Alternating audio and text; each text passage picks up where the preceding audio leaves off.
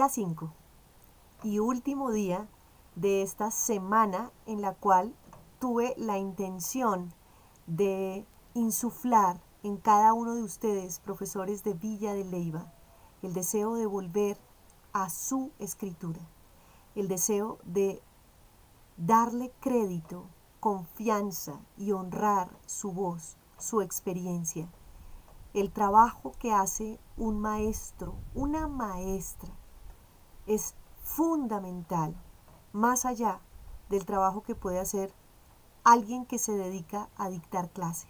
Creo que todos me entienden. Si un ser humano tiene la fortuna de encontrarse un maestro entre las muchas personas que va a ver cuando asista a un aula, ya tiene una enorme riqueza.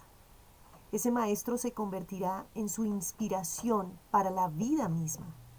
Detrás de muchas historias de gente extraordinaria, de grandes escritores y científicos, hay una persona que terminó siendo fundamental para lo que él o ella descubrieron, crearon, hicieron. El papel de un maestro, es decir, una persona que está más allá de aquello que sabe y que su conciencia está puesta en la responsabilidad que conlleva hablarle a un grupo de personas, en tanto lo que decimos tiene consecuencias, en tanto como actuamos tiene imitaciones. Vivimos, sí, en un país que todavía no comprende el papel de sus docentes y de sus profesores y de sus maestros, que todavía no entiende el significado de educarnos, que aún se pregunta por si la educación gratuita se requiere o no en todos los niveles de educación. La educación es lo que puede generarnos reales cambios, pero no la educación como un montón de información que hay veces desechamos en otro. Ni siquiera estoy hablando de depositamos, sino que de plano creemos tan poco en lo que hacemos en el aula, se nos nota tanto la apatía en el aula, que lo que hacemos ya se interpreta como algo que puede desecharse por la persona que nos escucha.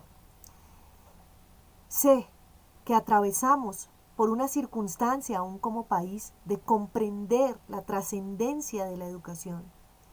Pero aparte de la opinión que eso nos merezca, si nosotros tenemos contacto con personas que formamos, sea en el magisterio, sea en la universidad, o sea en la educación no conducente a título, en la educación formal o informal que podamos impartir, sí podemos nosotros hacer el cambio si tomamos conciencia de lo que significa ser profesor o profesora.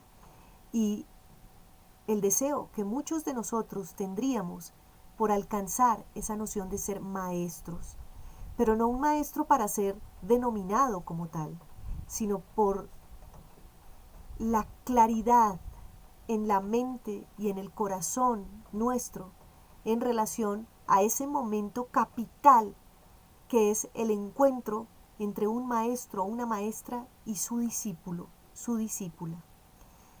Estamos en este marco de la fiesta de la poesía de Villa de Leyva y estos talleres los apoya la Gobernación de Boyacá, la Secretaría de Cultura y Patrimonio y la Alcaldía Municipal de Villa de Leyva. A mí, que me correspondió este precioso momento, no tengo otra manera, otra palabra para señalarlo, de hablar con personas que como yo dedican sus días a formar, que como yo seguramente han pasado distintas crisis de lo que significa ser docente. De pronto momentos en que hemos sentido profundo cansancio, agotamiento, sentir que esta labor ingrata, que esta labor invisible nos ha quitado parte de nuestros deseos más personales e íntimos. Sentir tal vez que hay mala remuneración. Sentir tal vez que ya fue suficiente, que tal vez tendría que hacer otra cosa. O puede pasar todo lo contrario. Alguien que todos los días siente que está donde debe estar, que esta es su vocación, que no se equivocó, que ama su labor. Pero también es posible que aun cuando la ame, la rutina del día a día haya restado en parte la conciencia del estar en el aula, la conciencia del significado de su propio lenguaje. Por eso, este taller que empezó aquí, como mi modo, esta fue mi técnica para buscar inspirarlos. Si lo logré o no, lo sabe usted.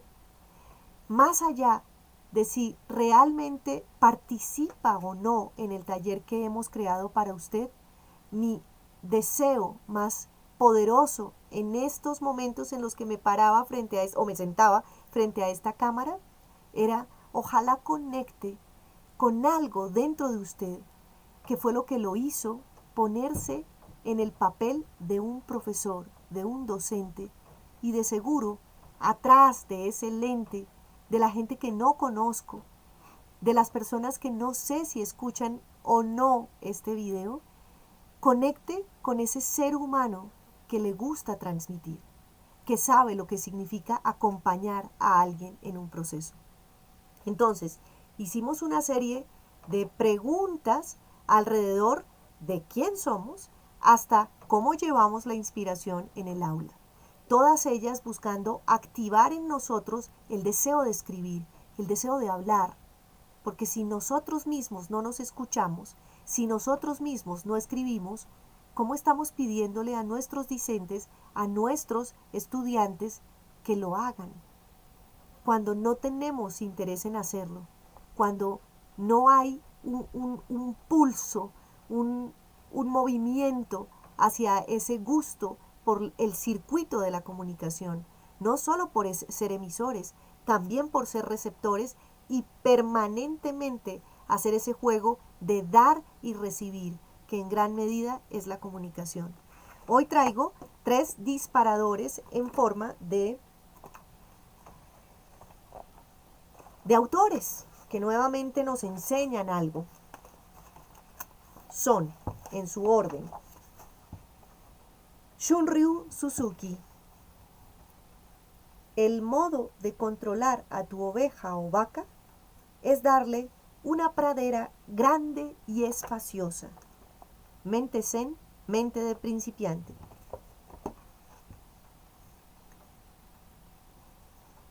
De Aidan Chambers y su libro Dime, de esta colección del Fondo de Cultura Económico, Espacios para la Cultura, tomo del capítulo La elección del texto. Recuerden que la elección del texto es fundamental y casi siempre recae en nosotros.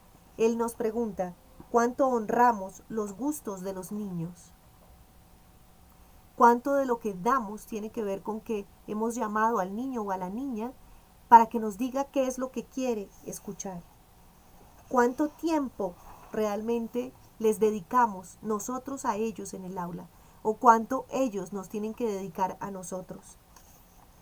Y estas recomendaciones que nos dice, sé tan abierto y honesto como se pueda.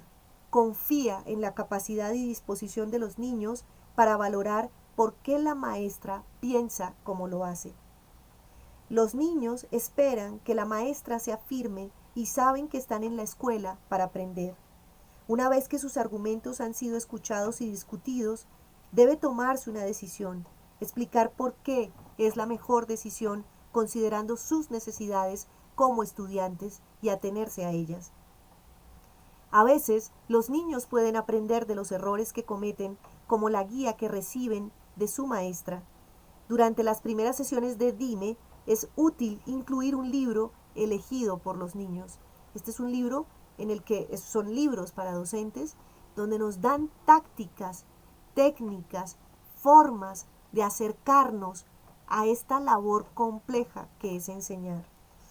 Nunca tenga miedo de abandonar una sesión que no está saliendo bien, en vez de dejar que toda la actividad se vaya a pique. Estoy picando los textos, algunos seguramente ustedes los conocen, otros no. Y por último, quería darnos un poquito de esta relación entre discípula y maestra que produjo una de las mentes más brillantes del siglo XX, Helen Keller.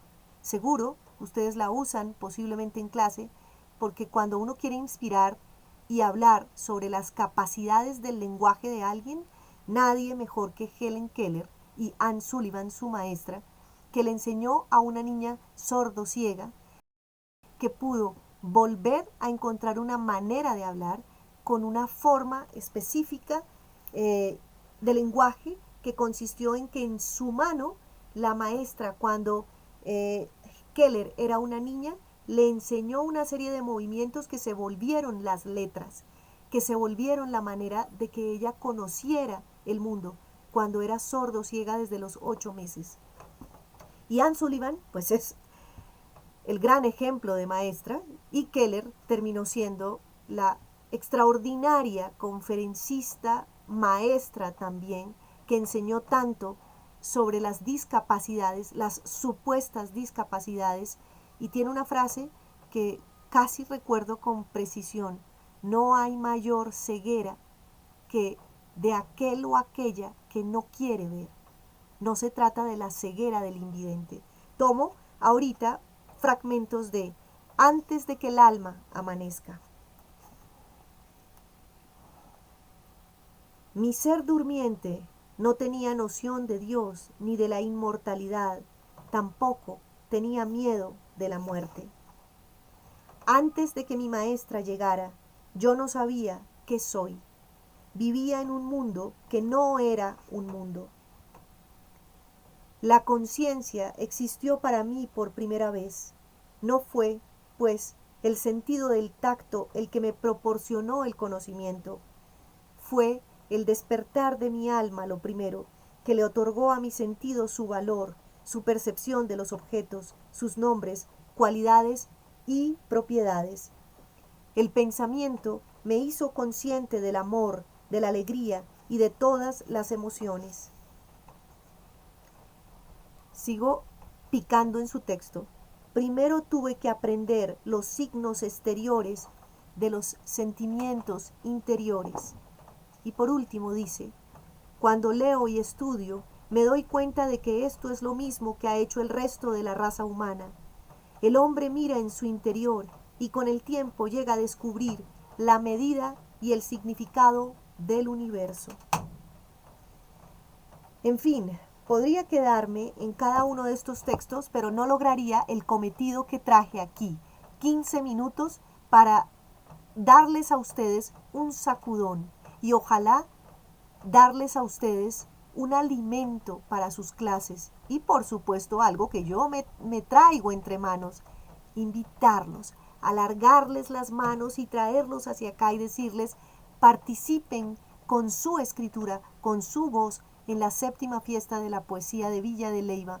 Escriban lo que yo quisiera como un querer de cariño, no como un querer de exigencia, es que tuvieran ese asiento allí para contar qué se hace en las aulas para mantener entusiasmados a los chicos y chicas, a los niños y, entre otras cosas, enseñarles el amor por la lengua. La lengua es política, la lengua es económica, la lengua es social, la lengua es de los hablantes. Cuando no tenemos conciencia de la lengua y un país, un lugar que no quiere a su lengua, que no cuida a su lengua, tampoco se quiere a sí mismo. Porque el lenguaje genera un sentido de pertenencia. No por nada se llama lengua materna, la lengua madre. Cuando nuestros estudiantes no quieren hablar español, no quieren escribir en español, les da pena escribir en español, eso da cuenta de muchos conflictos sociales y culturales posteriores que vemos también en nuestro país. Entonces, viene ahora, y de pronto me paso un minuto más en viene ahora mi pregunta final. Mi pregunta en la que los fui encaminando. ¿Qué técnicas usamos como maestros, como profesores? ¿Qué técnicas? Y en cuanto a técnicas, quisiera invitarlos a pensar cómo diferencian los tipos de aprendizaje. ¿Enseñan a todos los tipos de aprendizaje? ¿Tienen en cuenta las distintas inteligencias, las inteligencias múltiples que nos enseñó Howard Gardner? ¿Cómo usan en su aula el pensamiento lateral? ¿O solo están hablándole a un hemisferio?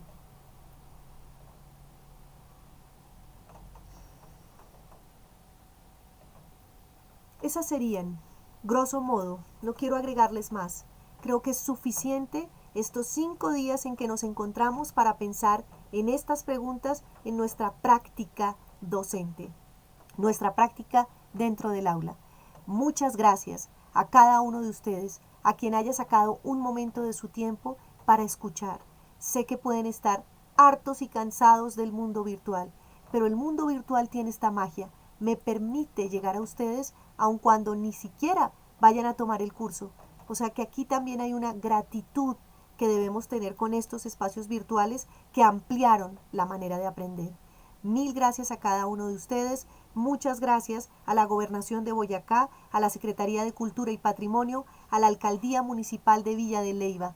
Muchas gracias al Comité de la Fiesta de la Poesía, a Mabel Robles, a Estela Hernández y a su director, por supuesto, además de todos los miembros del comité, Jaime Ospina Velasco. Gracias, profesores, gracias, rectores, si en alguna ocasión escucharon esto. Gracias a quienes nos escuchan y, en fin, bienvenidos a quienes después les haremos llegar la invitación de otros 2 momentos, ojalá presenciales, para empezar a notar qué escribieron, cómo escriben y quiénes quieren participar. Hasta pronto.